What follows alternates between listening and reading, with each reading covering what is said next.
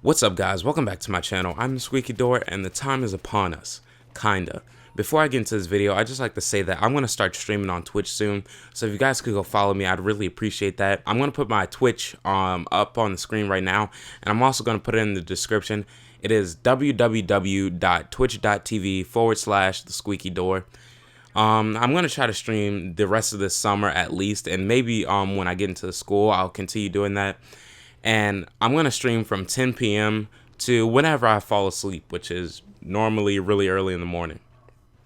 So, anyway, news has just been released that the Xbox One is now backwards compatible, meaning if you have an Xbox 360 or had one and decided to keep your games, you can now play them on the Xbox One.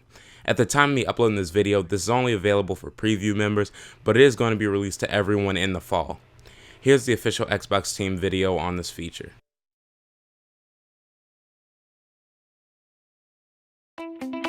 I am here with Bill Stillwell from the Xbox platform team. I am really excited about this. Now, people have been waiting a long time for backwards compatibility to come to Xbox One. Guess what, preview members, it is here. Bill, tell us how it's going to work. Thanks, Larry. Yes, backward compatibility for Xbox One is here.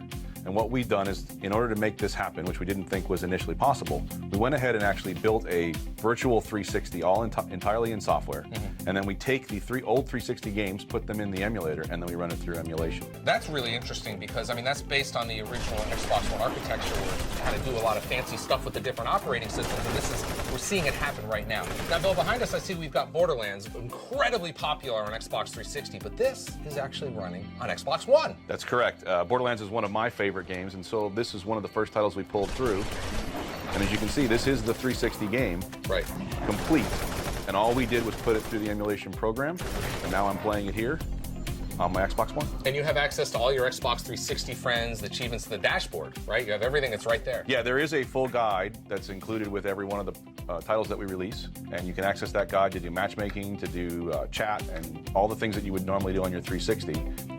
In addition to whatever you have on the Xbox One. And while you're doing that, you could actually snap an app or snap television if you wanted to. Yep, Xbox take a screenshot or Xbox record that will all work. Awesome. And you'll be able to use that as well. All right, Bill, let's talk about achievements. Very important to the Xbox community. How is that going to work with Xbox 360 achievements? These are still Xbox 360 achievements. You're still using an Xbox 360 game save, your cloud saves, carrying across just like it would from console to console. So you're only earning the 360 achievements. You're not able to earn them twice. So if I got them earlier, you know, before Xbox One launched or even after, then I've already got them. You've already got them. Now, how's it going to work with digital titles that maybe I've purchased or the discs that I've got around the house? So for digital titles, we'll just pull those through. So they'll show up in your ready to install queue under My Games and Apps, and then you just install them digitally like you would an Xbox One digital title. And for disc games, we actually will now recognize the 360 disc. If it's in our catalog, you put it into your Xbox One, we download into your Xbox One hard drive, and then you play the game there as well. Now, we're deploying this right now for preview members, so if you're in the preview program, you'll have access to this, but it's going to be wider deployment later this year, kind of general release. What's the goal for updating, more and more titles? Well, when we launch the program, we'll have a limited set for preview now, but when we launch the program in the fall, we'll have over 100 titles already ready to go, and then we'll do regular updates to the catalog over time until we fill it up. Bill, tell me about the process. Why can't you just, enable every game right off the bat?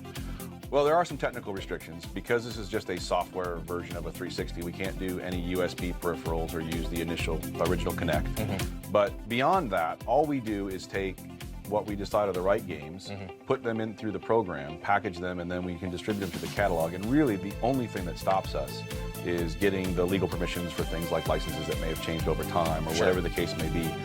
We are including the entire first-party catalog that we're able to, and then beyond that, we'll just continue to take in fan favorites, things that are still being played frequently on the 360. We do voting and we'll do polls, and we'll just collect from a multiple set of sources what titles should come out next. And so I'm sure people are going to tell us what games they want. Now, this is free. Correct, it is free. There's no charge for this. You're going to be able to, using the games you already have on Xbox 360, once you guys work and run them through the emulator, I'll be able to download them and away I go. Yep, absolutely. Fantastic. Bill Stillwell from the Xbox platform team. Bill, thanks for joining me. Thank you, Larry. So, as you guys saw, this is real, but there's some things that aren't answered and some things that seem kind of suspect to me. So as I was watching this, I couldn't help but think, I bet they could have done this in the beginning, and they're starting to do this now to get more sales, since there's people that didn't upgrade to the Xbox One because they were still on 360 and they liked it that way. But I'm really hoping they could give us some more info on this. I would like for them to provide more info on the whole emulation concept, because it would be cool if we could have parties and be in games with our friends on last-gen consoles.